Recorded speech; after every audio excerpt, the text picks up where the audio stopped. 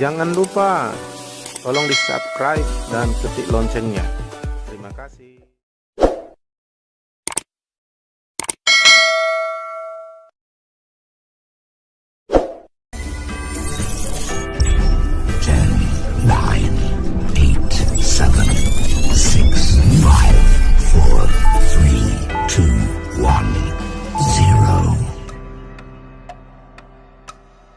Haleluya Tuhan, haleluya. Segala puji, segala hormat, kemuliaan bagi Tuhan di tempat yang maha tinggi. Haleluya, haleluya. Ku rasakan kasih-Mu Tuhan, ku rasakan kuasa-Mu, ku rasakan kuasa-Mu Tuhan. Amin, amin. Rasakan kasih kuasa Roh Kudus, ku rasakan kehadiran-Mu. Katakan ku rasakan kasih-Mu, ku rasakan kasih-Mu Tuhan. Ku rasakan kuasa-Mu Tuhan. Amin, amin. Ku rasakan kasih kuasa Roh Kudus, ku rasakan kehadiran-Mu. Katakan curahkanlah, curahkanlah kuasa-Mu Tuhan. Mujizat terjadi di tempat ini. Curahkanlah, curahkanlah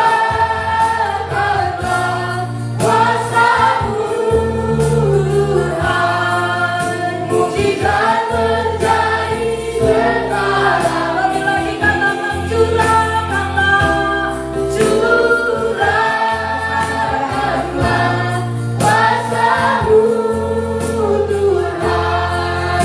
Mujizat terjadi di tempat ini. Curahkanlah kuasa-Mu Tuhan. Mujizat terjadi sekarang ini. Kami butuh firman-Mu Tuhan, berfirman-Lah supaya Roh Kudus bekerja ketika firman itu ada dalam kami. Dan kalau Roh Kudus bekerja, ada kehidupan, ada kemerdekaan, ada damai sejahtera. Kami bertumbuh, kami berubah. Ketika kami berubah, itulah mujizat Tuhan. Karena kami tidak bisa mengubah diri kami, tapi Tuhan bisa. Lakukanlah melalui firman dan Roh yang tak terbatas itu. Kami siap Tuhan, buka hati pikiran kami. Urapi kami, kuasai roh jiwa tubuh kami. Dalam kami sejahtera oleh Roh Kudus-Mu. Beri kami roh pengertian, supaya kami mengerti apa yang Kau katakan. Oleh sebab itu berfirman-Lah Tuhan, sucikan hati pikiran seluruh hidup kami tempat ini dengan darah Yesus, supaya kami layak Tuhan menerima firman-Mu. Itulah berkat terdasar bagi kami. Dalam Yesus kami siap Tuhan. Berfirman-Lah yang siap boleh berkata amin. Silakan duduk, Tuhan memberkati.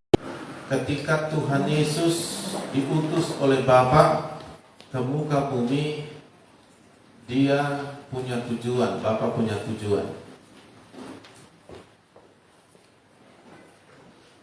Visi misi Tuhan Yesus, tujuannya Tuhan dan apa yang Tuhan kerjakan, ada dua hal yang terbesar. Yang pertama, Dia datang ke dunia untuk menebus manusia dari dosa dan hukuman akibat dosa, yaitu tujuan penyelamatan. Maka Yesus artinya Allah menyelamatkan. Jadi yang pertama, Tuhan menyelamatkan manusia, karena manusia tidak ada yang selamat lagi karena semua sudah berdosa. Meskipun manusia beragama, berbuat baik dan berusaha, tidak akan bisa membersihkan, menyucikan mereka dari dosa. Perbuatan saleh orang beragama paling di mata Tuhan seperti kain lap yang kotor dan busuk. Maka usaha manusia, agama manusia tidak bisa membersihkan, melepaskan mereka dari dosa dan hukumannya. Hanya Tuhan yang bisa dengan cara Dia sendiri yang menggantikan kita di kayu salib, mati karena dosa kita yang harusnya kita yang mati. Dia terkutuk dan menerima semuanya akibat dosa kita yang harusnya kita. Terjadi pergantian dan Tuhan membayarnya lunas di atas kayu salib, dan itu sudah selesai ketika dia datang ke dunia. Itulah visi misinya yang pertama. Tapi yang kedua adalah dia ingin mendirikan rumahnya di muka bumi. Haleluya. Dia ingin membangun rumahnya di muka bumi, sebab di rumahnya lah nanti kerajaan Allah dipraktekkan, pola kerajaan Allah dihidupi, sehingga genaplah doa yang kita minta, yang diajarkan oleh Yesus dalam doa Bapa kami Matius 6, datanglah kerajaanmu, jadilah kehendakmu di bumi seperti di surga. Tuhan mau terjadi di bumi seperti di surga. Dan itu dimulai dari rumahnya, itu dimulai dari bait sucinya. Nah, jemaat, istilah lain disebut juga adalah gerejanya, atau bait sucinya, atau rumahnya, tempat kediamannya. Ada istilah lain disebut juga bahwa kita ini tubuh Kristus. Hanya ada maksud penekanannya, kok bisa tubuh Kristus, kok bisa jemaat atau rumah. Tetapi juga disebut ketika kita bicara rumah itu bicara tempat tinggal, tapi juga rumah bukan sekedar tempat tinggal, tetapi rumah itu bicara keluarga.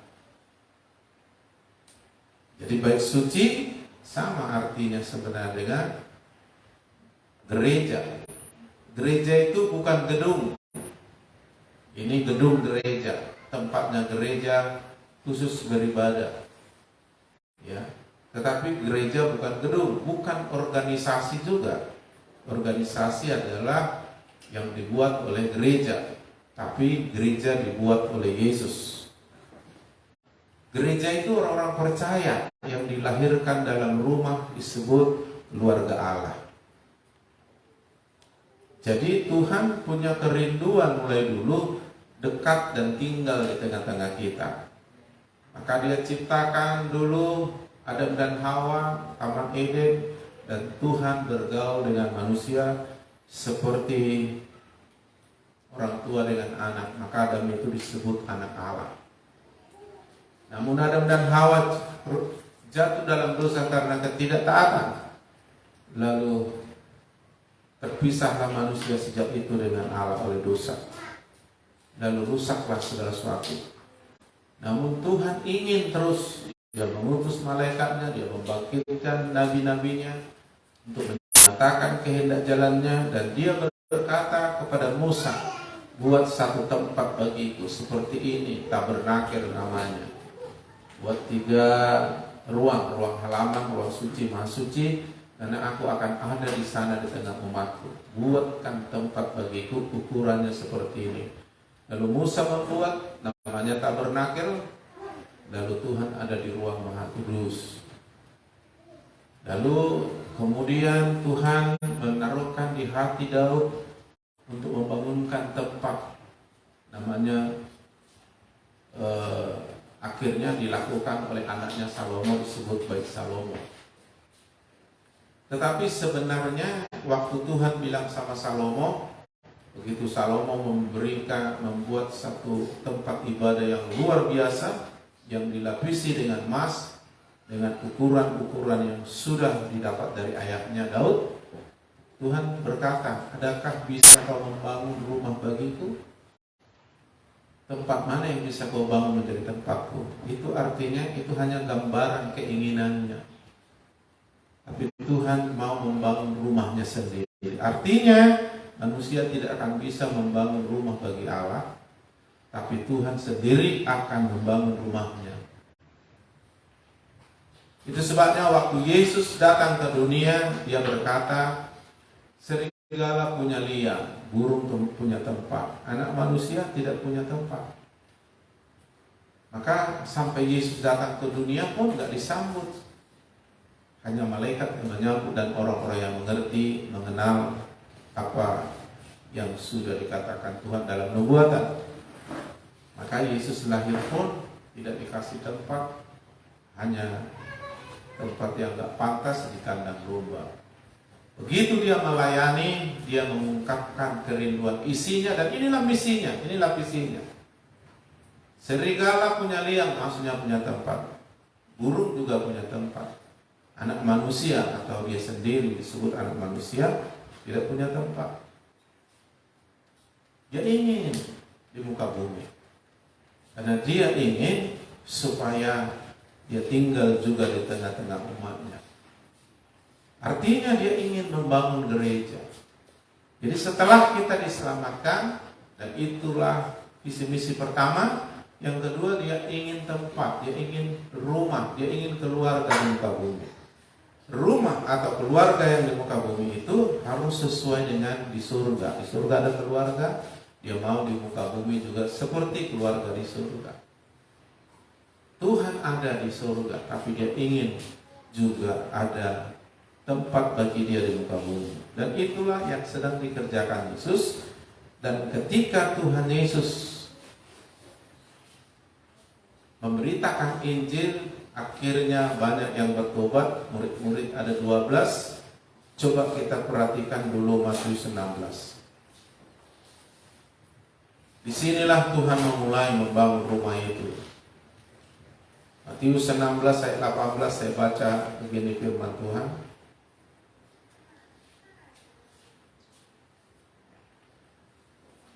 Matius 16 ayat 18. Dan aku pun berkata kepadamu, dia tunjuk si Simon. Lalu dia katakan, engkau adalah Petrus. Berubah namanya Simon, dulu yang diombang-ambing menjadi Petrus. Petrus berasal dari kata Petra. Petra itu batu karang. Nama si Simon dibangun menjadi Petra, Petrus. Dan di atas batu karang ini aku akan mendirikan jemaatku. Di sini dia mulai mendirikan rumah, itu bicara keluarga. Jadi visi misi Tuhan setelah menyelamatkan kita, dia mau membangun kita menjadi gereja, bait Allah, tempat kediamannya. Itu sebabnya dikatakan kamulah bait suci, tempat tinggal Allah. Allah itu roh, dan dia tinggal di dalam manusia. Maka rumahnya itu bukan buatan manusia yang terdiri dari fisik, bangunan, tapi kitalah menjadi bahan bangunan. Kitalah batu-batu hidup yang dibangun oleh Tuhan menjadi rumah. Jadi visi misi Tuhan yang terakhir adalah dia ingin tempat tinggal di muka bumi. Dia ingin rumah di muka bumi. Dia ingin keluarga Allah di muka bumi. Dan dia ingin membangun kerajaannya. Dan Allah mau tidak bisa menguasai gereja. Jadi sebenarnya ini yang ditakutkan oleh iblis. Jangan sampai terbangun gereja.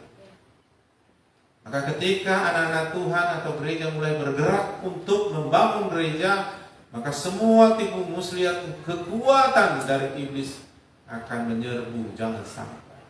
Kalau sekedar beragama, iblis gak keberatan. Bahkan iblis menciptakan agama. Kalau sekedar datang beribadah, kadang-kadang Tuhan tidak keberatan.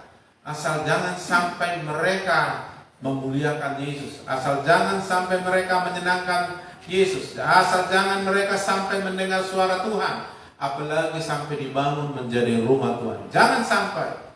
Kalau soal ke gereja, iblis lebih rajin ke gereja.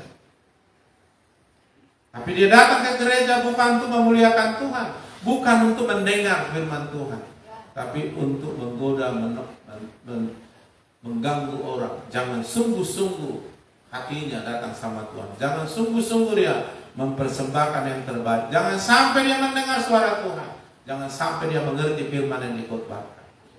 Silakan ke gereja, sumbang, bikin bangunan gereja yang bagus-bagus. Silakan jadi pelayan, silakan jadi. Jangan sampai mendengar suara Tuhan. Jangan sampai memberikan dirimu dibangun menjadi rumah Tuhan. Bahaya. Karena kalau berhasil kita memberi diri dibangun menjadi gereja jemaatnya, maka Yesus bilang Allah mau tidak kembali melihat pelayanan ini. Lalu Tuhan bilang, bangun gereja bagiku. Bukan sekedar ngumpulin orang-orang yang percaya. Aku mau rumah. Aku mau orang-orang percaya. Aku bangun mereka menjadi baik Tuhan, menjadi keluarga Allah di muka bumi, supaya kerajaan berlaku, supaya kehendakku terjadi. Dan sejak itu iblis menyerang. Habis-habisan saya diserang sampai sekarang. Dan serangannya bukan kekuatan kuasanya. Kalau itu bisa kita atasi di gereja. Bahaya kalau mereka mendengar suara Tuhan, mereka timbul iman, iman bisa mengalahkan kita. Kalau sampai mereka mengerti firman Tuhan, maka diterangi jalan hidup mereka sehingga mereka tahu mana yang salah, mana yang benar. Mereka akan tahu kehendak Tuhan, mereka akan melek, mereka akan melihat visi Tuhan. Dan mereka akan dibangun oleh Tuhan melalui roh dan firman menjadi baik suci. Dan kalau sudah terjadi itu, iblis keberatan, karena iblis tidak bisa menyentuh lagi. Yang berhak 100% adalah kerajaan Allah, yang terjadi adalah kehendak Tuhan. Nah, Tuhan mau kerajaannya datang di bumi, kehendaknya jadi di bumi seperti di surga. Dan itu dimulai dari keluarga Allah, itu dimulai dari gereja.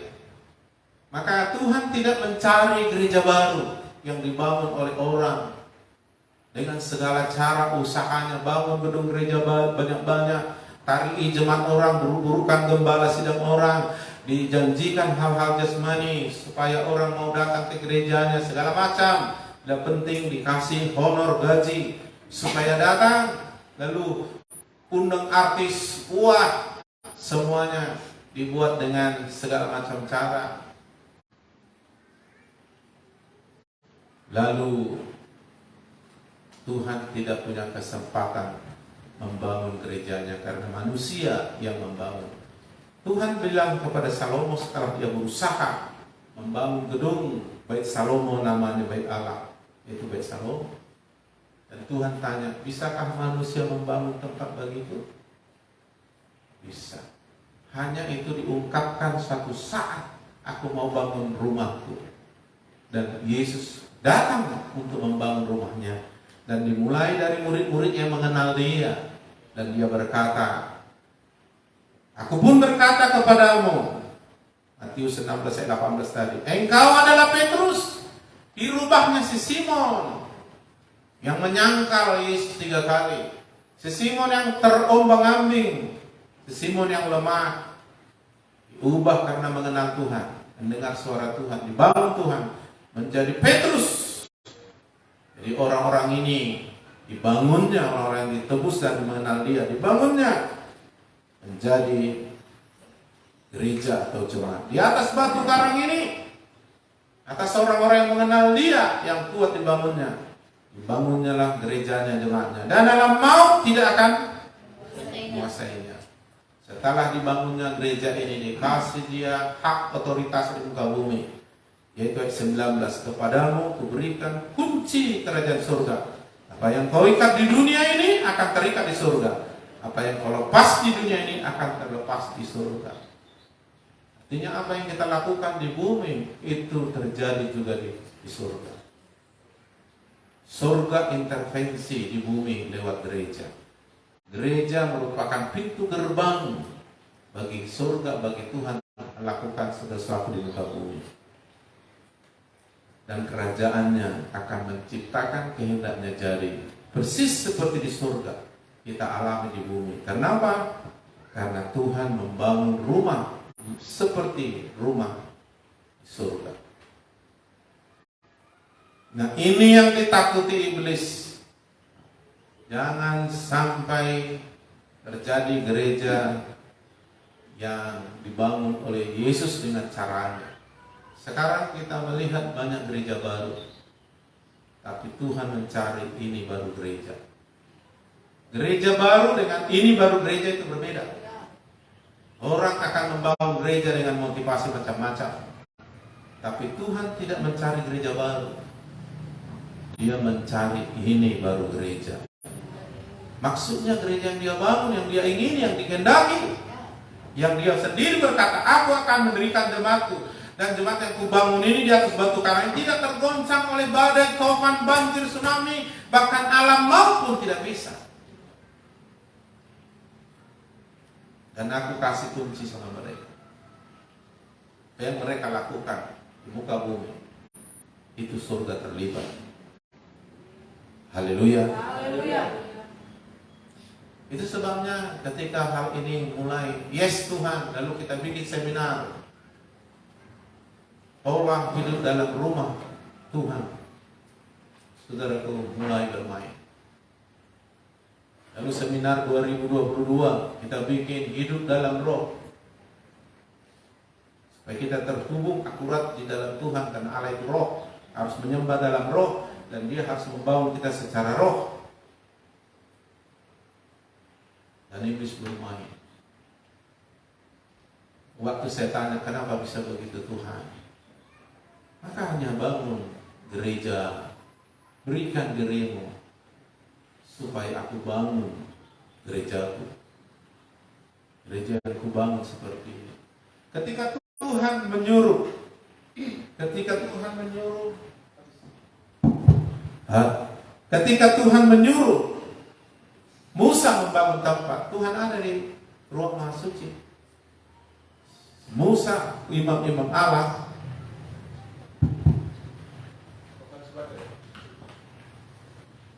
Musa atau imam-imam Allah bisa ketemu dengan Tuhan kapanpun. Ketika mereka masuk ke bait yang dibangun oleh Musa sesuai dengan ukuran, patron, desainnya Tuhan. Setelah dibangun, maka Tuhan ada di ruang maha suci. Dan dia bersekutu dengan umatnya. Pada zaman perjanjian baru, tidak semua orang bisa langsung mendengar suara Tuhan. Hanya orang-orang dipilihnya, yaitu para nabi atau disuruhnya malaikat, atau seorang imam yang dikuduskannya, yang melayani Tuhan khusus, menyerahkan hidupnya melayani Tuhan, atau kadang-kadang dia kasih kepada raja dalam bentuk mimpi. Tetapi yang jelas nabi Tuhanlah yang menyambung lidah Allah, menyampaikan. Itu sebabnya Tuhan berkata, kamu harus percaya kepada Allah dan nabinya yang diutus, supaya kamu berhasil dan kuat. Tapi iblis mulai mengkaburkan ini, seolah-olah manusia bisa langsung kepada Allah di surga, tidak melalui Yesus. Maka dibuatlah oleh iblis banyak agama, sehingga Yesus harus berkata, Yohanes 14:6, akulah jalan, kebenaran dan hidup. Tidak seorang pun boleh sampai kepada Bapa, maksudnya Allah kita di surga, sumber segala hidup, kalau tidak melalui aku. Agama mulai dibuat seolah-olah manusia bisa langsung kepada Tuhan. Yesus bilang tidak bisa. Jalannya hanya Yesus. Lalu setelah Yesus, maka dia menyuruh nabi, rasul, penginjil, gembala, pengajar, guru, dan para nabi-nabinya. Dan dia mengutus seseorang kepada orang-orang untuk memperdengarkan suaranya. Dan ketika orang ini mau mendengar dengan sungguh hati, membuka pikirannya, Roh Kudus bekerja sehingga firman itu menjadi iman.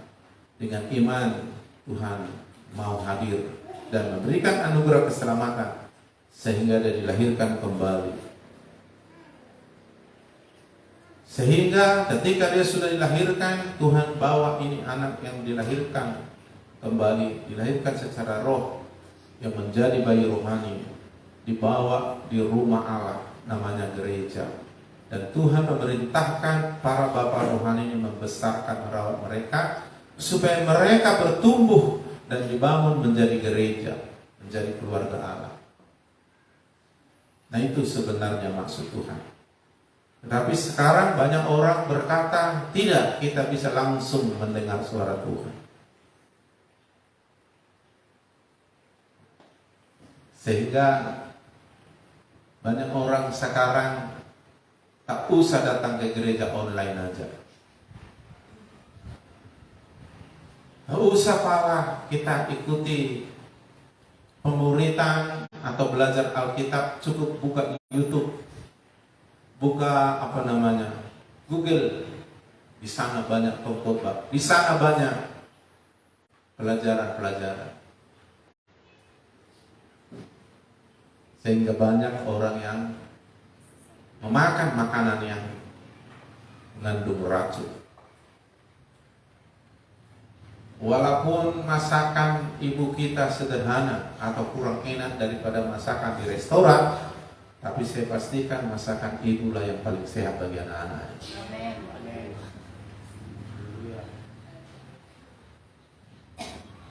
Apalagi orang yang berjualan itu hanya mau mendapat untung. Dibikinnya enak, tapi dalamnya sudah ada racun. Taruh penyedap terlalu banyak. Ikan yang sudah 1 minggu dipakai formalin supaya bisa dijual. Kayaknya enak, tapi saudaraku sudah mengandung racun. Tapi kalau seorang ibu nggak mungkin beli ikan busuk kasih sama anaknya. Tak mungkin dibikinnya kayak ayam formalin, disimpannya berminggu-minggu lalu dikasihnya sama anaknya. Masakan ibu di rumah jauh lebih jamin sehat daripada jajanan di luar. Makanya jemaat hati-hati, jangan suka makan masakan dari luar. Kamu nggak kenal itu, dia jualan itu. Jadi Tuhan sedang membangun gerejanya. Begitu kita mau dibangun menjadi gerejanya, baru berkata, ini baru gereja.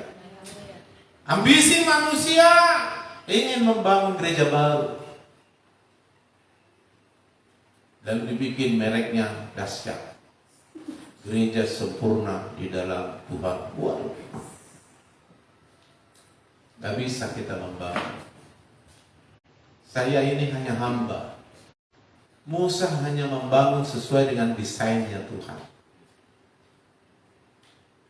Bahkan membangun bahtera supaya keluarga Nuh dan sepasang binatang bisa selamat dari air bah. Nuh pun mendapat petunjuk desain seperti apa mau dibangun bahtera itu dan di mana. Di atas bukit, di atas gunung, dan bangun 3 tingkat. Begini ukurannya, 300 hasta, 30 hasta tinggi, 50 hasta ini ruangannya 3.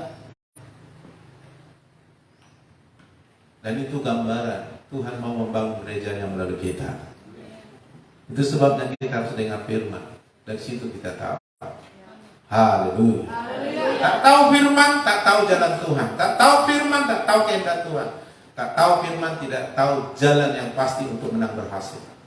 Tapi siapapun yang melakukan firman, apa saja diperbuatnya berhasil. Haleluya. Itu makanya tujuanmu harus datang ke gereja. Pertama ingin nyenangin hati Tuhan, bukan untuk menyenangkan hatimu. Apapun gereja itu panas sekali. Berarti kau hanya mau mencari datang ke gereja untuk menyenangi dirimu. Maka kau pergi nanti ke gereja yang di mall ada AC-nya. Bagaimana pun nggak lengkap. Di sana full band, di sini tak ada band.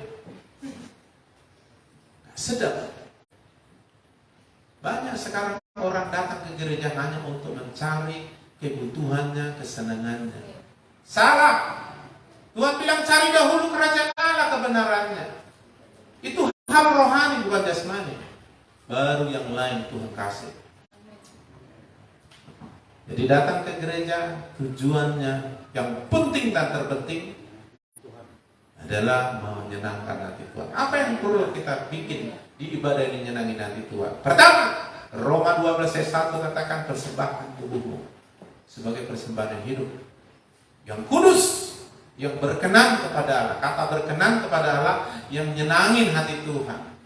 Bertepuk tanganlah menyenangkan hati Tuhan. Menyanyilah menyenangkan hati Tuhan.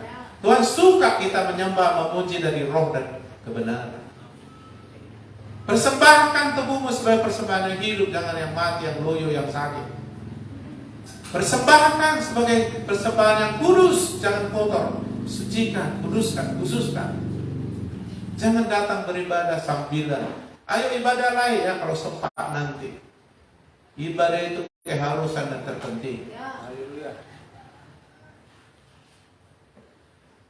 Berkenan kepada Allah, nyenangin hati Tuhan. Ya kalau berdiri, kalau menyanyi, menyanyi. Korban yang kita beri yang terbaik itu menyenangkan hati Tuhan. Barulah kita yang kedua, yang terpenting kedua, mendengar suaranya. Untuk mendengar suaranya kita harus baik-baik mendengar suaranya.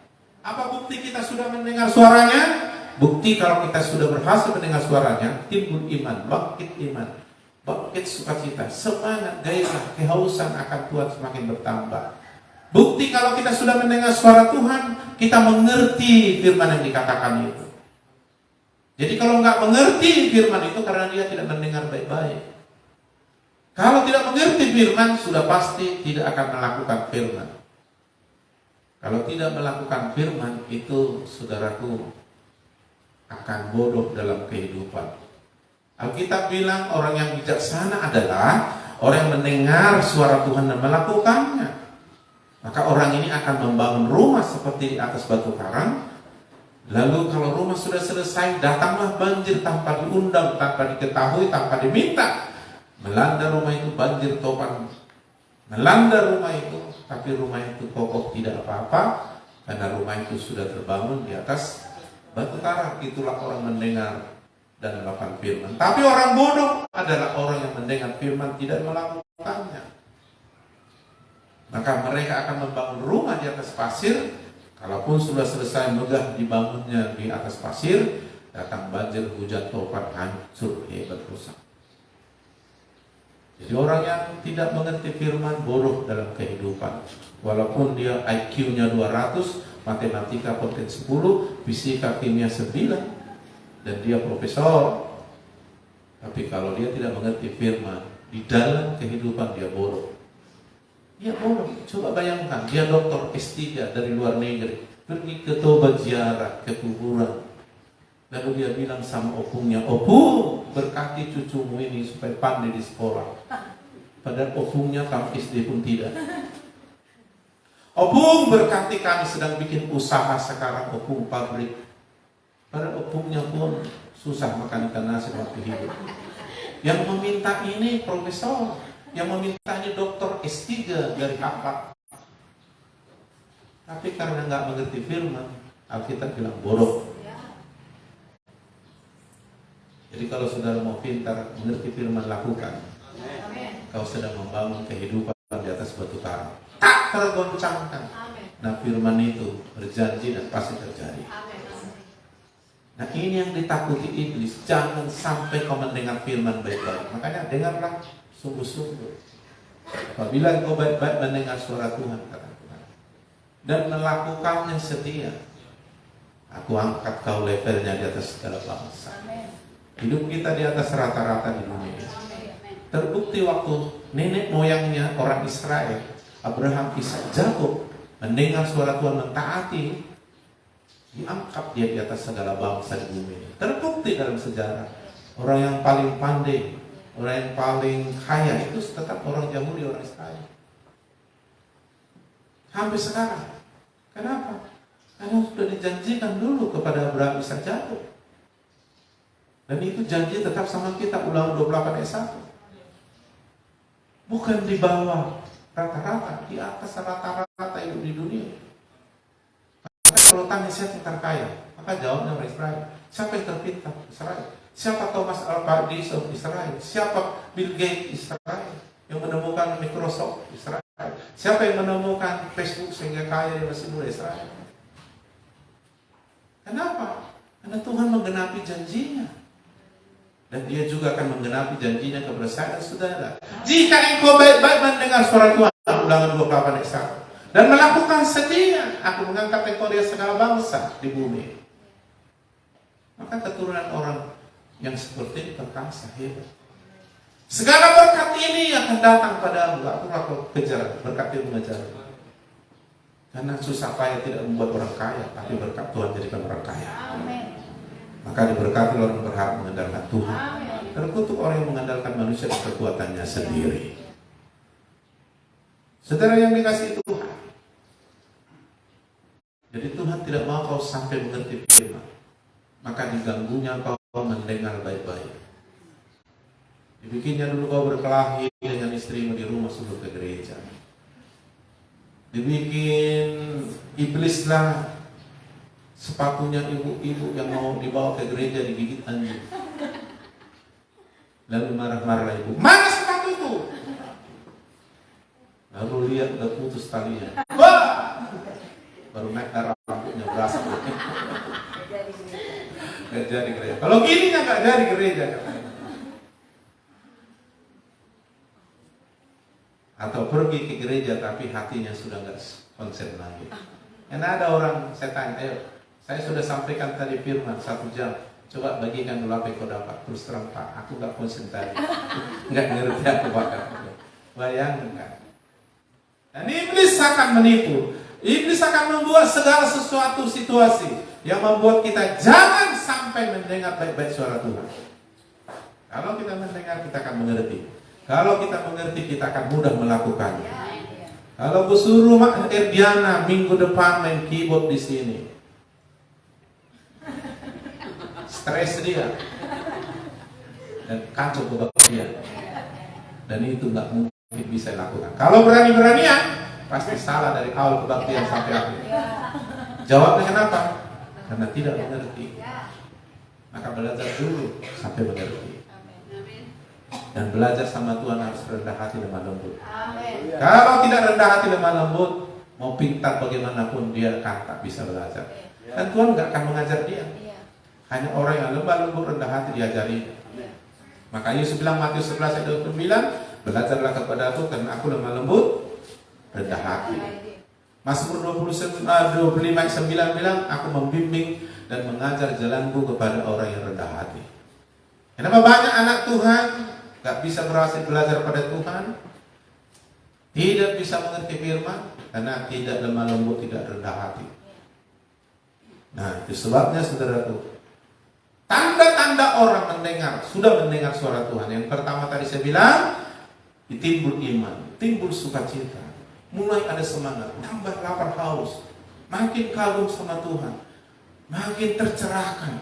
Iya, ya berarti salah selama ini aku. Mulai dia mengerti, karena firman itu menerangi.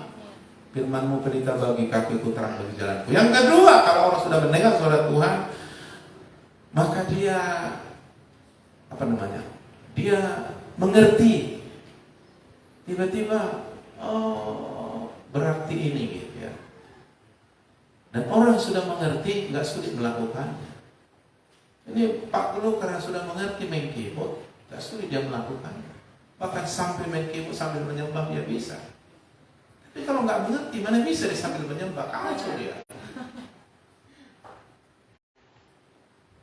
Maka dengar baik-baik sampai mengerti. Lalu diperdalamlah itu nanti, share-lah, saling membagilah, saling melengkapi lagi hapuruta di komsel. Komsel itu hanya berbicara, kita pusatnya Yesus, lalu menerima firman, lalu kita saling membangun dengan firman dan doa. Gak ada yang lain-lain. Ketika saya tahu ada komsel, hapuruta yang lain-lain, kububari. Karena nanti itu jadi tempat iblis bekerja. Apalagi sudah sampai saya dengar main gosip di dalamnya, kububari langsung. Sakit hati juga memang mereka. Jadi daripada iblis bekerja, di mana gosip disebarkan, di situ iblis bekerja. Di mana firman disebarkan, di situ Roh Kudus bekerja. Kalau iblis bekerja, dia tujuannya mencuri, membunuh, membinasakan. Kalau Roh Kudus bekerja, tujuannya memerdekakan, membawa kita hidup sesuai kehendak Tuhan. Haleluya. Makanya hapuruta, komsel, jangan ada gosip. Ngomongin aja lah firman. Haleluya. Membawa kabar baik aja lah. Biarlah iblis dengan orang-orang yang membawa kabar buruk Dan kita nggak perlu dengar itu. Ketika kita sudah mendengar firman Tuhan, kita mampu melakukannya. Dan orang yang mengerti bisa melakukannya. Haleluya. Haleluya. Bisa nggak kau bawa mobil? Bisa, karena dia udah mengerti. Bisa.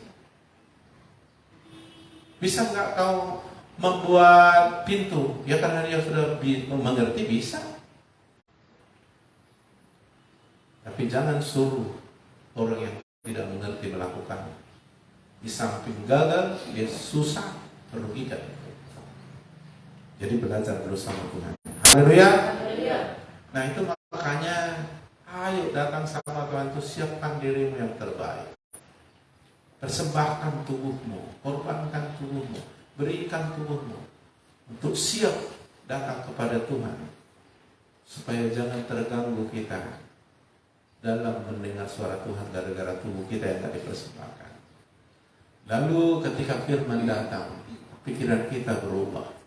Kalau kita berubah, maka hati kita akan bersih. Kalau pikiran kita berubah, maka tindakan kita berubah. Karena semua tindakan atas perintah pikiran. Sebabnya kita perlu renungkan firman siang malam, kata Mazmur pasal 1. Setelah kita tidak ada di komsel yang salah, coba Mazmur dulu, Mazmur. Jadi kita buat hapruta, komsel, semua itu bukan mau nambah-nambahin kesibukan, enggak. Supaya kita dibanjiri oleh firman. Nah, maka perhatikanlah Mazmur 1 ayat 1, saya baca duluan ya. Mazmur pasal 1. Loh, lewat ini. Mazmur 1. Oke, perhatikan. Komunitas ini jangan mau ikuti. Berbahagialah orang yang bagaimana? Tidak berjalan menurut nasihat orang fasik. Jangan ikuti nasihat orang yang tidak sesuai firman atau tidak suka melakukan firman. Jangan. Kau bahagia kalau kau nggak ikuti. Kau susah kalau kau ikuti. Tidak berdiri jalan orang berdosa. Jangan ada di jalan mereka. Jalan orang benar aja.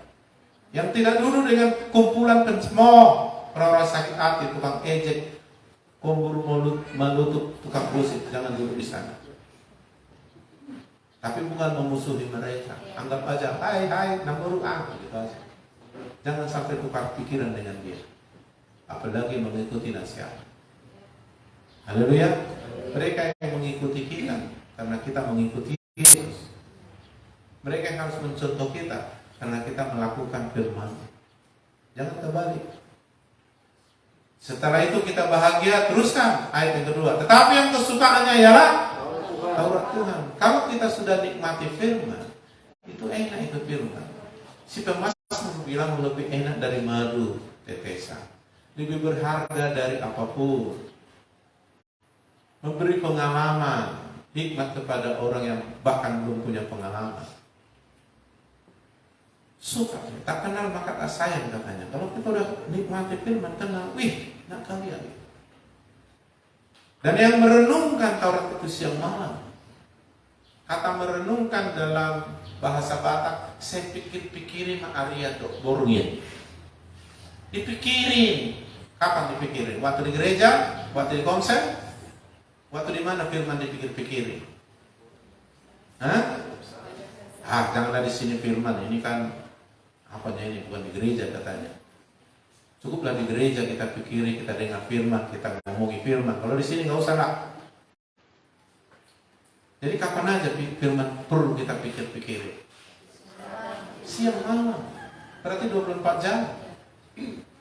Kayak mana kalau tidur ya? Kalau tidur nggak usah. Kalau nggak tidur masuk saja. Artinya online terus. Tapi kadang iblis mau menggodai pikiran orang. Inilah GPD Pemulihan RC ini. Yang banyak kegiatan. Tak sempat lagi cari makan. Berikan di bahasa. Padahal 1 jam 2 jamnya itu pun kan sudah disepakati kapan bisa. Tak sempat lagi. Terus ada konser, perutan, 2 puasa, pemuridan lagi, konser gabungan lagi, ibadah raya lagi. Yang banyak katanya. cukuplah sekali-sekali. Hari Minggu pun kita rajin datang, puji Tuhan. Sekali seminggu pun. Daripada orang itu tiap hari kebaktian, tapi hidupnya buruk. Lebih bagus aku, walaupun sekali-sekali, tapi tidak seperti mereka. Iblis bilang, mantap. Terus pertahankan prinsipmu. Cukup sekali-sekali. Jangan kayak mereka itu terus kebaktian, tapi hidupnya lebih rusak dari kau. Kau yang lebih bagus. Bertahan sekali-sekali cukup. Gak ada ayatnya itu. Alkitab bilang, saya pikir-pikiri Mak Ariana Boni. Kenapa? Karena firman itu, kata Yesus dalam Yohanes 15, membersihkan kita. Kamu bersih karena firman itu katakan. Firman itu betul-betul kebutuhan utama kita. Lebih daripada makan minum, makan nasi dan sebagainya. Maka Yesus bilang Matius 4:4, manusia tidak hidup dari roti saja, tapi dari firman yang keluar dari mulut Allah.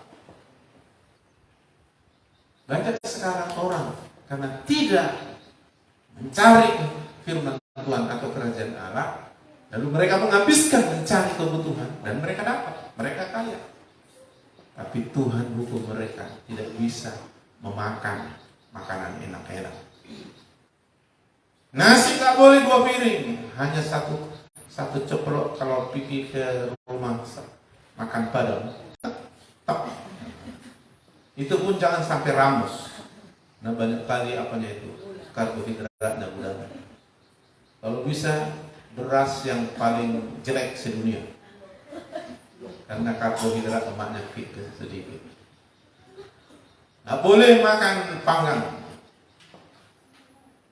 Harus bebas dari minyak, gula. Padahal dia bermiliar bertriliun uangnya. Maksud Tuhan, kamu pikir kamu bisa hidup hanya karena makan? Oke, kau cari makan, uangmu udah segudang. Gak bisa, kata Tuhan. Gak bisa. Kau makan 1 piring, gulamu naik.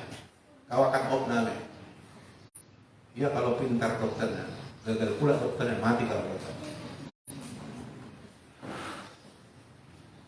Tapi Tuhan bilang, kalau kau beribadah, kau berkati roti, makanan, air, minuman. Amin. Bersyukurlah kalau kau masih bisa makan panggang, bisa makan arsik, masih bisa makan goreng pisang, bisa makan jengkol. Masih belum dilarang. Hanya kalau sudah terganggu tubuhmu, ya kayak saya nggak boleh lagi 2 piring. Bukan karena saya tidak tidak bisa melakukannya, tapi kalau saya lakukan, kan tujuan makan supaya hidup sehat, maka saya harus lakukan. Kenapa? Karena dulu saya sudah salah pola hidupnya, jadi saya harus bertobat. Artinya saya harus lakukan pola hidup yang bagus, dan Tuhan menganugerahkan kesehatan. Haleluya. Tapi masih bisa semua. Haleluya. Malah kadang-kadang, kalau ada uang yang beli mie goreng sih, saya bilang gitu ya. Tapi kalau orang kaya, paling kalau dia berada berian, bilang dokter belum mati mangan, makan mati ya. Tapi kalau kita enggak, diberkati roti, makanan, air, minuman, dijauhkan penyakit dari tengah-tengah. Haleluya. Digenapkan tahun umurmu. Kenyangkan kau seumur hidupmu. Banyak kali senai Tuhan ini. Tuhan itu baik, kita yang tidak baik. Hanya mendengar suaranya kita tidak mau baik. Ya, cukup 1 kali 1 minggu lah. Kita ambil contoh yang salah. Dia ada tetangga aku, tiap hari gereja, hari Kamis, hari Rabu, semua ini. Tapi berkelahi terus, lebih bagus kan, walaupun sekali-sekali sedikit kami tahu firman, kami aman-aman. Iblis bilang, yes, pertahankan. Itu prinsip hati. Kalau kita bilang tidak, renungkan siang dan malam. Karena kita nggak bisa hidup normal tanpa firman. Kalau firman nggak masuk di hati kita, Roh Kudus nggak bekerja. Saudara, supaya penuh Roh Kudus, penuh firman lah. Kalau ada bilang aku penuh Roh Kudus, tapi firman tak pernah masuk dalam hatinya, itu bohong. Di mana ada firman bergerak, di situ Roh Kudus dahsyat. Haleluya. Karena segala sesuatu jadi karena firman, tanpa firman tidak ada satupun yang bisa dijadikan. Jangan harapkan mujizat terjadi kalau nggak ada firman. Maka Yesus memberitakan firman, baru dia melakukan mujizat. Yesus pergi ke kampungnya, dikasih firman, ditolak semua hamba. Maka tidak ada satupun yang dilakukan. Malah Yesus sedih, nangis. Hancurlah kau nanti. Gak ada lagi batu tertindih, rata. Karena iblis akan menghancurkan. Tapi gereja yang dibangun Tuhan tidak bisa disentuh oleh iblis. Gereja yang dibangun Tuhan, saya bayangkan nanti menjadi pusat peradaban, pusat kehidupan, pusat pendidikan, pusat ekonomi, pusat segala macam. Bukan rumah sakit lagi, tapi gereja. Karena Tuhan kita adalah tabib yang ajaib. Bangsa-bangsa akan datang ke gereja yang macam gini, dan mereka tahu di sana ada Tuhan. Dia akan ajar kita jalan-jalan. Dan orang-orang hebat akan keluar dari gereja. Itu yang ditakuti iblis. Makanya dipecah-pecah kita ini. Lalu kita bikin gereja baru. Kita bangun besar-besar 30 kali 40. Resmikan, orang memuji-muji. Hebat dia bang. Gereja macam mana kau bangun sama aku? Hei Salomo, bisakah kau manusia membangun tempat begitu? Dia minta kita mempersembahkan tubuh, dia minta kita dengar suara Tuhan, melakukannya supaya Roh Kudus bekerja membangun kita menjadi gereja. Kalau sudah terbangun, kerajaannya terjadi, kehendaknya terjadi, alam maut tidak bisa menyentuh kita. Bahkan dikasih kita otoritas kunci. Kalau kunci sudah sama kita, kita menentukan. Haleluya. Waktu itu dikasih kunci sama Elia. Orang Israel nggak mau nanya sama Tuhan lagi, nggak mau tunduk sama Elia lagi. Dia abaikan Tuhan melalui hambanya. Padahal Tuhan mengutus Elia untuk mereka. Akhirnya marah Elia, dipakainya kunci. 3,5 tahun hujan tidak akan datang. Aku katakan ini. Orang mengabaikan. Lalu Tuhan bilang, kau sudah bilang, berondok kau sembunyi di tepi sungai Skerit. Nanti makanan antar tiap hari. Sampai 3,5 tahun baru keluar. Karena kau akan dicari nanti setelah ini. Pikir.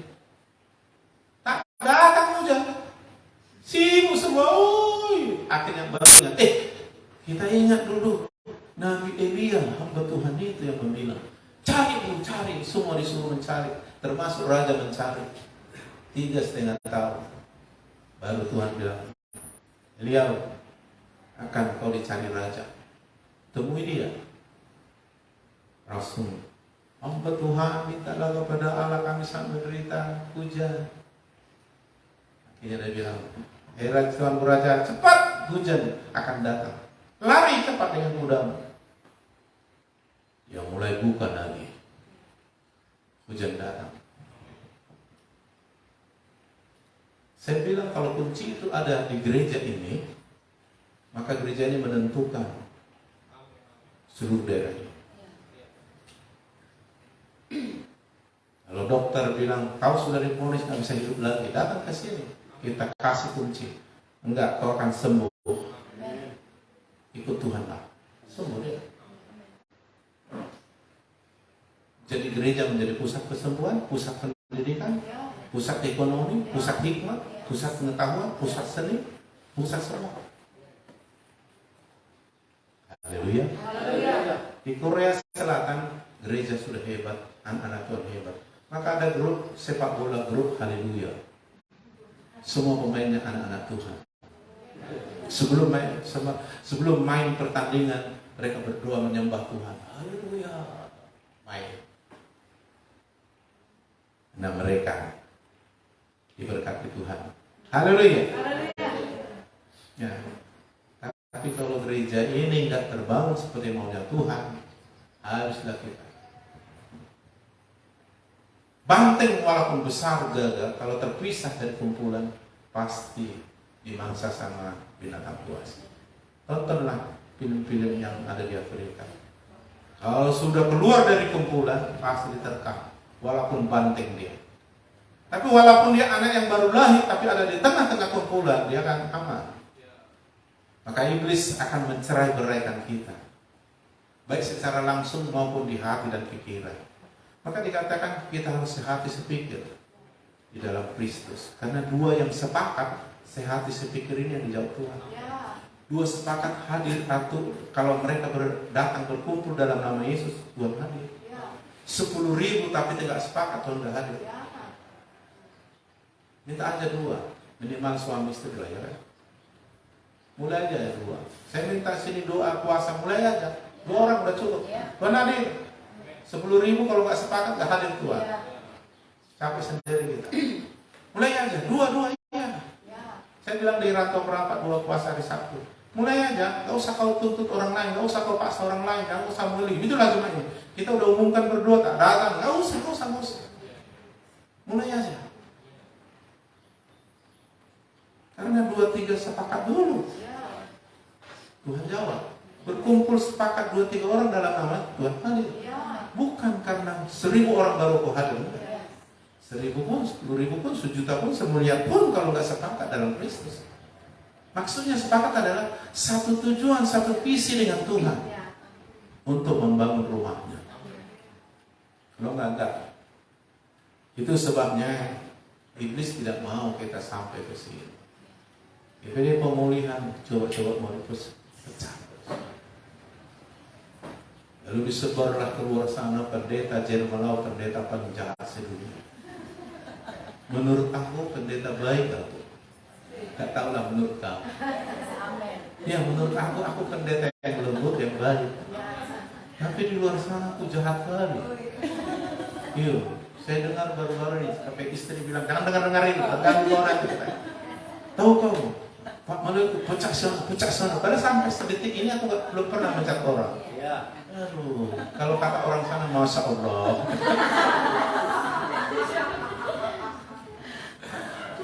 Jahat kali aku. Pernah aku tanya sama teman aku pendeta 2 orang yang sering bersamaku.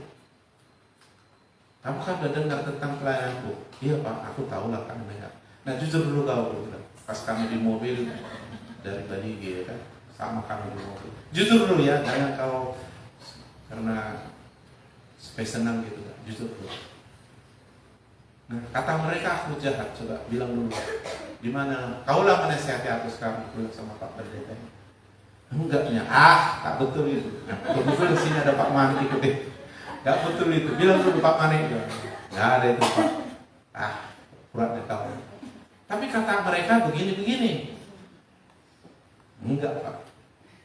Jadi kenapa bisa begitu? Ya Bapak terlalu tegas menegakkan kebenaran. Bapak tak mau kompromi. Dia gak suka mereka. Nah itu ya. Iya lah.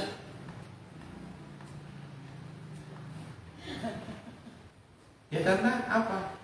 Ya memang saya bilang inilah kebenaran. Kadang-kadang banyak orang gak suka kebenaran. Tapi sebenarnya Tuhan bilang sama saya, dan ini juga sama kita. Bukan soal suka orang atau tidak suka orang. Yang penting Tuhan suka.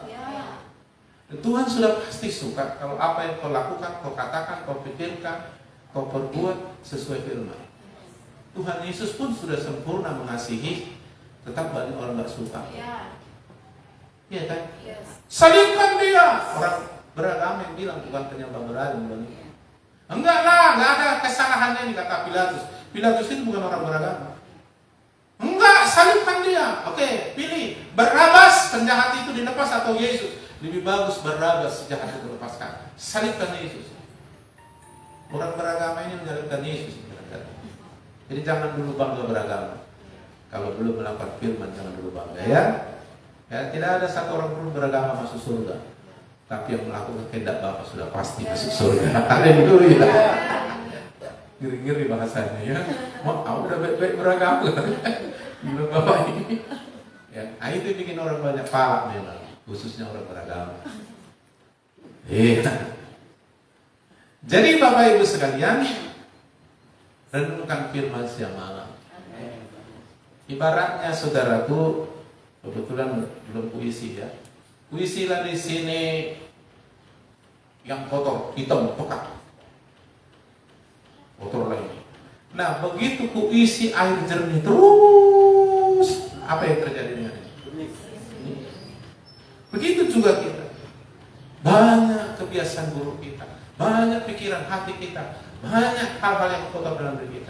Terus diisi air firman, terus bersih. Makanya dengan apakah seorang muda mempertahankan kelakuannya bersih, menjaga sesuai dengan firman? Maksudnya gimana? Simpan janjimu dalam hatiku supaya aku jangan berdosa kepada engkau. Yesus bilang, bersih kamu karena firman yang kukatakan. Firman itu menguduskan, membersihkan kamu. Haleluya. Jadi terus, apalagi kotor kita kan, sampai mimpinya pun mimpi kotor, mimpi bingung, dicekik bingung, terus firman. Kalau makan terlalu banyak bisa kolesterol, bisa kegemukan. Tapi kalau makan firman makin bagus. Karena tidak ada efek samping makan firman. Efek positif semuanya. Nah, saya katakan saudara, khususnya yang sudah 50 tahun ke atas, Anda kalau nggak kuat rohmu, kau akan menuai kesalahanmu di masa muda. Tapi kalau kuat rohmu akan menghandle, meniadakan itu. Kau akan menerima janji Tuhan di masa tuamu. Makanya orang muda harus menabur di masa mudanya. Masa tua akan menuai. Kalau kau nggak menabur masa tua, masa muda, masa tua kau hanya menyesal. Gitu kau saudara. Menurut penelitian, orang yang suka main catur dan masih main catur nggak bisa pikun. Artinya otaknya dikasih kerja terus. Nah, kita kan nggak semua bisa main catur kan? Jadi gimana caranya? Renungkan aja firman siang malam. Nggak bisa pikun kau. Pikun itu begini. Mana kacamataku? Mana kacamata dipakainya?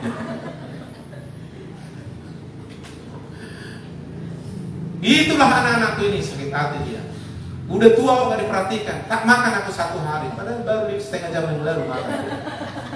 Dimarah-marahin kau. Pikun dia.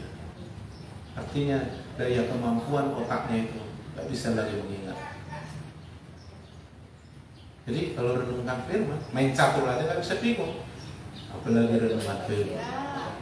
Yang bisa adalah, mari baca Mazmur 92. Membangun gerejanya. Itu yang sedang kita bicarakan sekarang, saudara. Haleluya. Maukah saudara memberi dirimu dibangun Tuhan menjadi gerejanya? Amin. Dan ini tujuan Tuhan. Sepakat kita memberi diri. Amin. Kalau gedung ini kebutuhan kita, pakai kipas kebutuhan. Tuhan nggak butuh ini. Kita yang butuh. Pakai AC dapat, itu kebutuhan kita. Pakai AC Tuhan nggak perlu itu. Kita yang perlu itu. Bukan karena gedungnya cantik baru Tuhan hadir. Enggak. Orang yang lapar haus akan dia, yang sepakat kumpul dalam namanya dia hadir. Mau di bawah apa sana pun kita takutkan di bawah kabel pasal di sana sepakat hadir. Walaupun ada nyamuk sih di situ hadir. Jadi Tuhan nggak melihat seperti yang kita lihat. Dia melihat hati yang lapar haus. Haleluya. Mazmur 92. Saya mau akan tutup sebentar. Ayat 13. Orang benar akan bertunas seperti pohon korma, akan tumbuh subur seperti pohon aras di Lebanon. Siapakah orang yang seperti ini? Adalah mereka yang ditanam di bait Tuhan, akan bertunas atau bertumbuh di pelataran Allah kita. Jadi harus tertanam di bait Allah. Tuhan menciptakan tanah supaya pohon-pohonan bisa hidup. Karena pohon hanya bisa hidup kalau tertanam di tanah. Tuhan ciptakan air supaya bisa ikan hidup.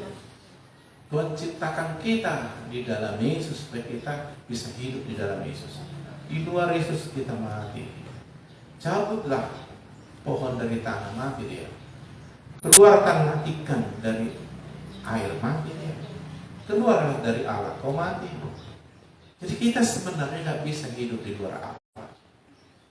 Itu sebabnya dipanggil Tuhan kita, karena sudah sempat terputus dengan Allah melalui dosa Adam dan Hawa dan dosa kita. Oleh Yesus kita dipersatukan kembali oleh darah penebusan. Dan dia mau kita hidup di dalamnya. tertanam di bait Tuhan. Bait Tuhan ini kita. Dan bait Tuhan ini keluarga Allah. Keluarga Allah itu adalah orang-orang yang dilahirkan secara rohani oleh seorang Bapa rohani. Bapa rohani adalah orang yang diutus Tuhan dalam hidupmu, yang oleh Injil dan Roh Kudus bekerja melalui Injil yang disampaikannya, kau mengenal Tuhan lahir baru. Maka kau disebut anak, dan orang yang melahirkan melalui Injil disebut Bapa rohani. Dan Tuhan yang buat itu bukan pilihanmu, itu rencana Tuhan.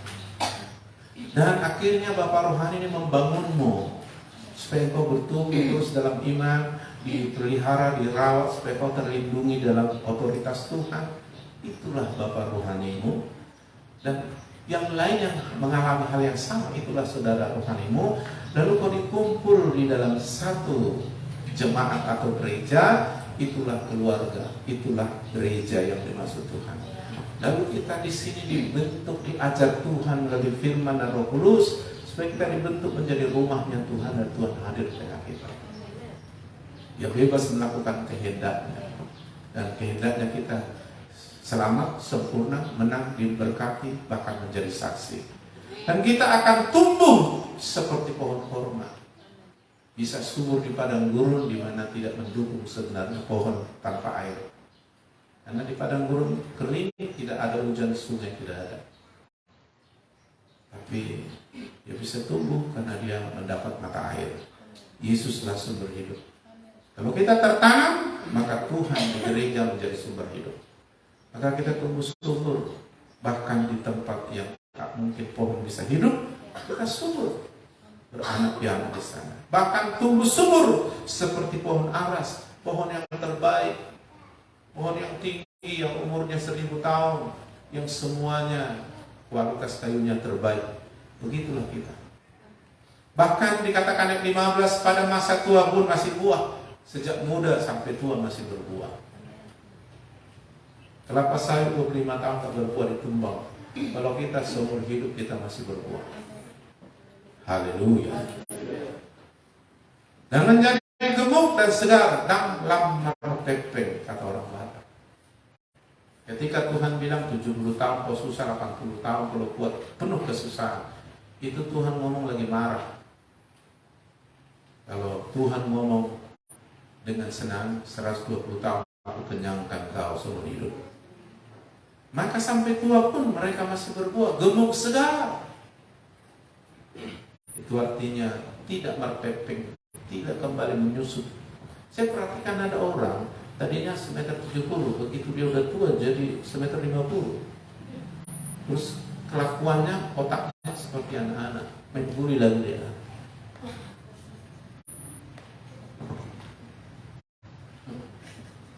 Anak Tuhan enggak. Ayat 16 untuk memberitakan bahwa Tuhan itu benar. Artinya kita mengalami janji Tuhan, tergenapi janji Tuhan, lalu kita cerita sama orang. Jadi kita hidup sampai sekarang supaya kita mengalami janji Tuhan, menggenapi rencana Tuhan. Lalu kita cerita, Tuhan itu betul. Daud bercerita, dulu aku muda, sekarang sudah rambut putih di kepala. Aku perhatikan keturunan orang benar, anak cucunya gak pernah meminta-minta, semua diberkati. Dia melihat dan mengalami. Jadi Tuhan mau menggenapkan rencananya, janjinya bagiku dan saudara, ketika engkau tertanam di bait Tuhan, supaya kau nanti menceritakan benar. Khotbah yang ku dengar 30 tahun anakku, adik-adik rohaniku seperti inilah, seperti ini. Walaupun kau enggak diangkat jadi pendeta tua, tapi kau boleh memuliakan Tuhan dengan menceritakan betapa hebatnya Tuhan melalui firman yang kau dengar terjadi dalam dirimu. Jadi di tengah-tengah kita, dan semua sudah ada di dalam Dia melalui firman dan Rohnya. Seraplah itu, semua ada di situ. Engkau akan bertumbuh, akan berbuah hebat dan menggenapi rencana Tuhan, dan kau ceritakan banyak orang, dan Tuhan dimuliakan melalui dirimu. Haleluya. Mulutmu akan menceritakan firman yang hidup, karena firman itu hidup dan kau alami, sehingga banyak orang dibangkitkan imannya. Nah saudara yang dikasihi oleh Tuhan, maka berikan dirimu dibangun. Jadi kalau kau sudah tahu pasti kau anak rohani di sini, bangunlah rumahmu ini. Masakan kau dilahirkan Simbolon, tiba-tiba terjumpa di Jakarta, siapa guru kita itu, si Pebi ya? Dilihatnya si Luhut Binsar, orang durhaka susah. Jadi kalau kau dilahirkan sebagai anak manik, ya, semanik dari nanti aku bilang anak di sini, aku aja jadi bapak ini kata anak si manik, Tuhan menghendaki kau lahir dari si manik, sampai kapanpun kau anak si manik tidak bisa jadi si manukali. Tapi Pak, bapakku gak kaya, kurang baik, kadang-kadang aku tampalnya. Karena kau lahir dari si manik, kau tetap anak si manik. Tapi rumahku jelek Pak, rumah yang ada si manukali cantik, pakai marmer, granit dari Pak. Rumahku alah, lebih nyaman aku di sana. Enggak, kalau kau mau nyaman, bangunlah rumahmu, bikin granit. Anaknya ke Jakarta, semua pun. Ya, ada orang tua yang udah tua. Sini, gak apa-apa kau, pembantu ada. Mas, sini aja. Kalau kau bosan nanti diajak cucumu atau diajak pembantu kau jalan-jalan. Sana nanti gak ada yang perhatikan kau, sini aja. Seminggu dia mau, seminggu dia gelisah. Mulak gak? Padahal rumahnya di kampung itu sepeda motor tuh tak bisa masuk. Enak dia sih. Artinya lebih enak di rumah. Kalau orang gak enak di rumah, kira-kira anak apa itu?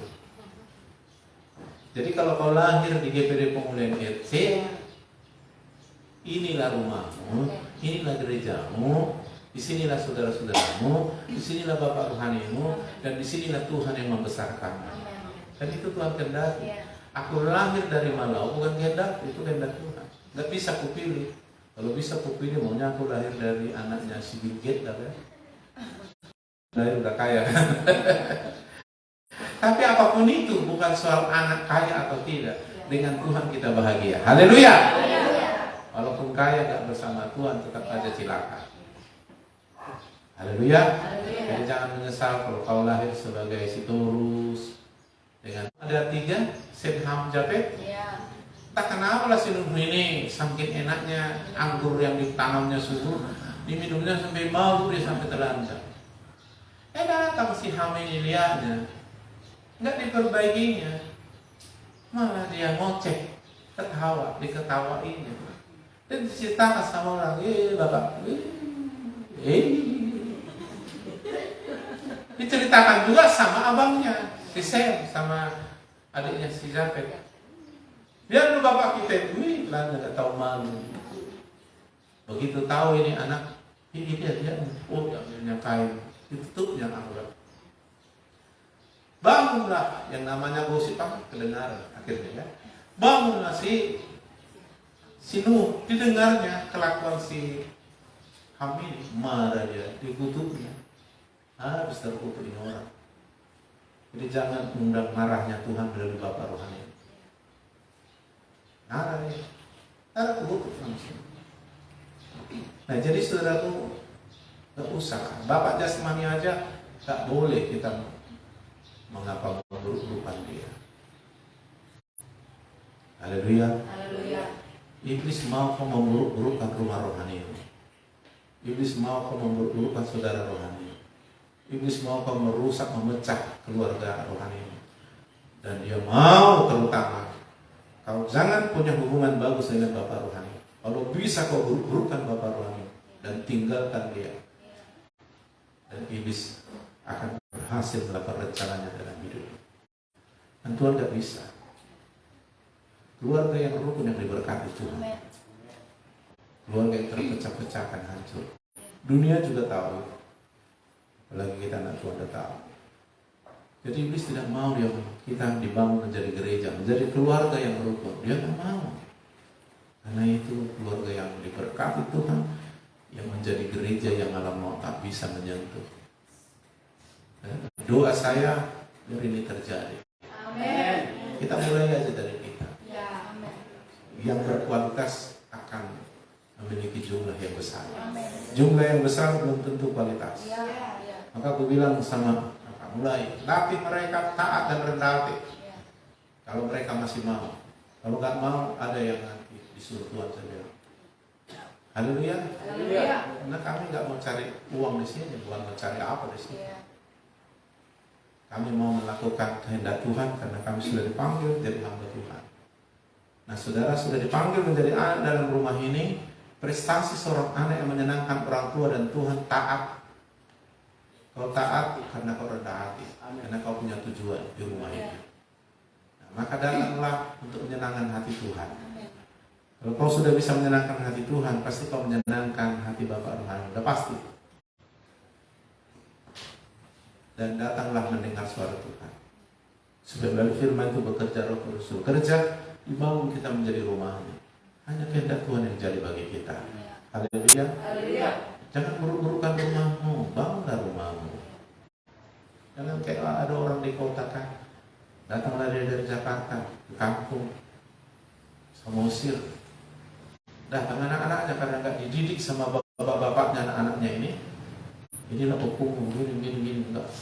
Datanglah, apalagi istrinya ini, kebetulan istrinya ini anak orang kaya kan, bawalah ke kampung. Pi, ininya rumah bapak. Iya, kok jelek banget ya, kusam ya. Jadi kita tidur di sini, iya, lalu di mana kita tidur? Nggak ada kamar sih, nggak ada spring bed. Ya di sini nanti, kolot banget sih. Udah cari hotel. Datang anak-anaknya karena nggak diajarin nih orang tua yang anak-anak kan, menghormati orang tua. Iya, nggak mau lah di sini, banyak nyamuk, panas, nggak ada asis, hotel, hotel. Bayangkan. Kurang ajar dari anak. Makanya saya harap kamu ajar anak-anak ini. Jangan kurang ajar sama opungnya, sama bapak. Itu. Ya memang benar panas. Tapi kalau kita ajar, nggak bisa loh. Ini bapak saya loh. Kau hormati bapak, maka saya hormati opung ini. Awalnya di sini. Nanti opung tersinggung loh. Tahu kok bapak ini kaya sekarang, itu opung ini yang buat. Nggak boleh kuat loh. Ya gitu poin. Tidur dari sini walaupun panas-panasan. Tapi kalau nggak diajar, ya lah yang ada di hotel. Kamu pergi duluan ya. Sepeda datang ke hotel. Hotel bintang 4 kurasa ada di sini. Pilih sana. Kan tersinggung bapak. Ini datang tamu. Nggak tuh oke, opung ha. Jadi ya. Kalau aku dia rumah tu. Malam madu dia. Jadi dah somor berapa? Bah saya, dia ada kakak tahu jorok katanya. Jadi dia lagi hotel. Sedih hukumnya. Jadi kelakuan anak bikin sedih orang tua. Jadi jangan bikin sedih Tuhan, jangan bikin sedih orang tua. Ingat kalau bapak rohani mau sedih, Tuhan marah sama kamu. Semua orang yang tak mendengar suara si Musa tak masuk kanan, hanya 2 yang mendengar. Yosua Kaleb. Bahkan abang kandungnya, ring satunya, si Joshua, bukan si Joshua, si Harun, si Miriam, si Hur, tak masuk. Mati semua di padang gurun. Kenapa? Karena Tuhan berbicara kepada Musa, maka Musa menyampaikan. Siapa tak mendengar si Musa, tak mendengar suara Tuhan. Nah, aku ingatkan rahasianya ini. Ketika kau terus bertahan di sini, di GPD Pemulihan IRC Dambangan, setiap firman yang aku sampaikan gak pernah membangunmu, dan kau terus kering kurus secara rohani, itu karena kau tidak terhubung dengan saya. Dan memang gak akan lama kau bertahan di sini nanti. Karena kau akan tersiksa, karena kau akan kelaparan, kau akan puyeng-puyeng, kurang darah secara rohani. Karena tanganku ini tidak terhubung dengan otakku ini, maka darah tidak bisa mengalir, akhirnya tergantung. Bisa. Otak perintahkan, bergerak, bisa bergerak.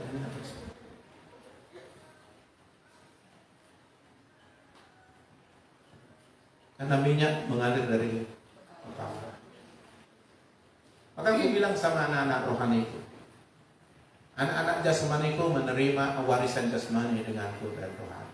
Tapi anak-anak rohani, warisan rohani yang tertuntut dari aku bukan jasmani. Jadi kalau aku diberkati Tuhan secara rohani jasmani, karena Tuhan memberkati, kalau kau terhubung kau akan diberkati juga. Kalau aku diurapi Tuhan, maka kalau kau terhubung dengan aku, kau akan diurapi Tuhan. Ketika aku berdoa untukmu, karena kau terhubung, doa aku akan dijawab. Karena dosa kesalahan memisahkan, memutus, menghalangi. Nah, pertanyaanku, selama kau berapa tahun di sini, apakah kau menikmati khotbah yang disampaikan di rumah ini? Apakah kau terbangun? Apakah kau terus keren sampai kurang darah rohani? Puyeng-puyeng pulang, biar ya.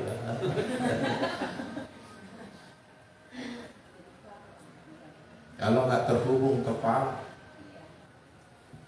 nggak bisa. Ambil dulu itu nggak bisa. Makanya kita bilang ranting hanya bisa berbuah kalau tinggal pada pohon. Dan iblis mau kau jangan terhubung. Banyak alasan kau bisa nggak terhubung. Banyak alasan anak-anak durhaka sama anak ayah. Tapi Alkitab bilang tidak bisa. Karena kau sudah lahir, maka kau akan menjadi anak. Haleluya. Soal kurang tidaknya, perbaikilah. Kalau mau kau tidur di spring bed dengan granit, ya bangunlah, belilah spring bed. Iya kan? Jangan jadi kau pilih rumah orang yang punya spring bed, yang punya marah-marah. Kau pergi ke sana. Aku jadi anak di sini, bisa. Tapi sebenarnya kau nggak anak. Kebetulan dia nggak punya anak, jadi haleluya. Jadi kalau kau sudah lahir di sini, tertanamlah di sini, terhubunglah baik. Nah, kunci, karena aku udah sebulan lebih nggak di sini. Kunci dengan kesaksian ini. Kenapa waktu kau pacaran bapak ibu yang sudah menikah, cinta kali kau sama dia, makin kau lihat makin cinta, makin kau dengar makin cinta, makin dekat makin cinta, ya kan? Makin mengenal makin cinta, sampai kau bilang, di masa aku nggak bisa hidup tanpa kau. Lalu orang dengar, cuci katanya. Lalu waktu kau sudah begitu mesra, ada orang pamula-mula namanya, pamula-mula, tahu kan? Tukang gosip hubungan kan? Lai, siapa punya pacarmu ini? Mau kali kau sama itu Lai, begini-begini, kau nggak mau terima.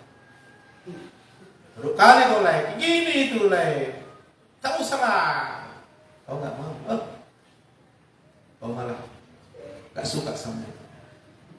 Bahkan mama mau bilang, kalau kau itunya kawan dia, itu lama menjadi orang nggak mau mak. Kalau mama bapak nggak mau, lari kami. Nggak bisa dipisahkan mak. Udah cintaku, melebab cintaku. Kalau nggak jadi lari kami. Ya udahlah nak, kalau begitu. Kenapa bisa begitu? Pertanyaanku, apakah pasanganmu itu belum ada kelemahan? Ada. Kenapa? Enggak itu membuat kau jadi ragu, padahal sudah dikasih tahu orang kelemahannya. Kenapa kau nggak ragu? Karena yang banyak di hati pikiranmu kelebihannya. Yang rambutnya lah, yang matanya, yang senyumnya, itu semua menguasai diri. Padahal kelemahannya banyak, tapi kau nggak konsen dengan itu. Ya kan? Bahkan kau bilang, kalau nggak jadi kita bunuh diri atau iyalah bang. Ya kan? Nah setelah 3 anak, kalau bininya bang ceraikan aja lah. Kenapa bisa gitu? Karena terlalu banyak kau tahu kelemahan kekurangannya. Dan apa untungmu di situ? Kau menderita selama 3 tahun dan kau berkata lebih baik kita pisah cerai daripada terus. Padahal kita bilang apa yang dipersatukan adalah tidak bisa dipisahkan manusia. Kalau orang menikah dengan orang cerai, berzina, orang berzina masuk neraka. Ngeri ya. Jadi kenapa dulu cintanya sampai dilarang orang tua ngotot terus, dijelek-jeleki sama temannya, mau kali kau sampai enggak gitu. Ada dulu yang jelek-jeleki saya, teman saya sekampung sama istri saya berupa jahitan. Dia kan orang tua, beratur kayak kisaran kan, aku di kisaran. Mau kali kau hitam kali itu, cinta jadi makin dekat kami makin. Tapi mulailah kami ada 3 anak. Begini rupanya kau kata. Akhirnya aku kasih tahu sama dia. Pernah aku ketawa senyum-senyum dilihat postingan di Facebook. Berkelahi dia. Duduklah si istrinya ini. Baru nangis-nangis itu. Ceraikan aku bang. Ceraikan aku bang. Gak ada yang bisa kau kasih. Ini aku miskin. Sana tetanggamu udah beli kalung, beli cincin, beli kalung. Kau tak ada apa-apa. Ceraikan aku. Menderita aku bang. Dulu kan udah aku bilangnya dek, anakku tidak punya apa-apa, cuma cinta aku yang aku punya samamu. Lalu kau bilang, enggak apa bang, itu sudah lebih dari segalanya. Nah sekarang kenapa kau bilang begitu? Karena udah hilang cintanya itu maksudnya. Jadi kalau kita terlalu banyak pikiran kita kelemahan kesalahan orang lain, maka kita akan renggang. Kasih cinta kita tak hilang. Makanya jangan suka lihat kelemahan orang lain. Suami istri jangan suka lihat kelemahan. Ngoroknya bapak ini rupanya. Jangan itu kalian. Ingatlah dulu kenapa kau cinta kali sama dia. Kembangkanlah itu. Cinta menyempurnakan, amin. Dan menyelamatkan pernikahanmu, membuat sedap pernikahanmu. Ditambah firman Tuhan nanti akan mengubah suami istrimu. Makin kau lihat perubahanmu, makin cinta kau sampai tua. Hidup pula. Tapi kalau kau lihat kelemahan kesalahan suami, kau serang, kau begini. Pasangan juga gini, melukai kau, saling mencakar-cakar. Cakaran yang 10 tahun lagi belum sembuh, kau cakar lagi itu. Berkulislah semua. Sehingga kau bilang lebih bagus cerai bang, kalau daripada gini, mana ada bisa cerai. Haleluya. Kadang-kadang kita yang bersaudara seiman itu pun begitu. Waktu mula-mula lihat, salam kata penerima tamu, baik kau, gara-gara dia aku bertobat dulu. Waktu bilang salam, enak kali aku rasa. Tapi sekarang nggak bilangnya lagi salam sama aku, benci aku katanya. Karena apa? Kau hanya melihat kekurangannya, dan itu akan membuat kau stop mengasihi dia, dan akan membuat hubungan dengan dia tidak bagus. Jadi iblis provokator, dia selalu mau menyerang untuk merusak kita, tapi Tuhan ingin memperbaiki. Amin.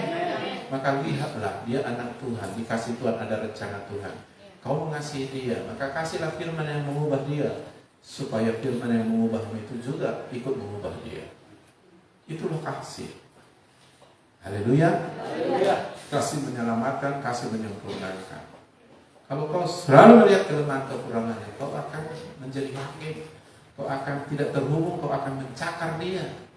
Apalagi sampai dia melukaimu dengan kata-kata, kau akan membenci dia dan akan usaha membunuh dia dengan langsung atau tak langsung.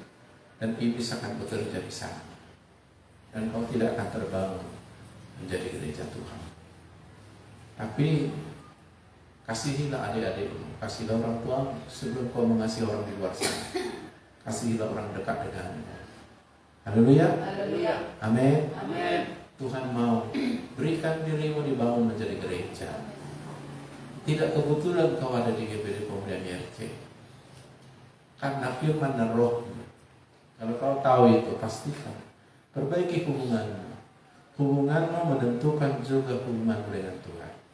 Ketika kau hubunganmu tidak baik dengan orang, kau datang membangun hubungan ke bait suci, Tuhan bilang, jangan tinggalkan dulu persembahan. Bereskan dulu. Artinya ada hubungan kita dengan Tuhan, tapi ada hubungan kita dengan orang. Sebelum kita bangun hubungan kita bagus dengan orang, maka kita tidak bisa membangun hubungan dengan Tuhan. Alkitab bilang kalau kita menyakiti istri, doa suami tidak akan didengar Tuhan. Haleluya. Jadi jangan bilang yang penting aku tuh dengan Tuhan beres. Tidak bisa. Harus dengan Bapa rohani, dengan saudara rohani. Bahkan orang-orang di dunia, kau nggak perlu ada benci, apapun alasannya. Maka dikatakan, berusahalah hidup damai dengan semua orang, kejarlah kekudusan. Sebab tanpa kekudusan, tidak seorang pun melihat Tuhan. Melihat Tuhan aja nggak bisa, apalagi mengalami, terhubung. Makanya dalam hati orang Kristen tidak ada kebencian. Berjuanglah, minta Roh Kudus dan firman, alami kasih Tuhan, menyembuhkan kepahitan, kesakitan yang ditimbulkan orang, dan teruslah minta firman dan Roh Kudus sehingga kasih yang kau alami dari Tuhan itu bisa kau praktikkan pada orang. Dan kau sudah melakukan perintah yang terpenting. Dan pasti kau diberkati dengan berkat yang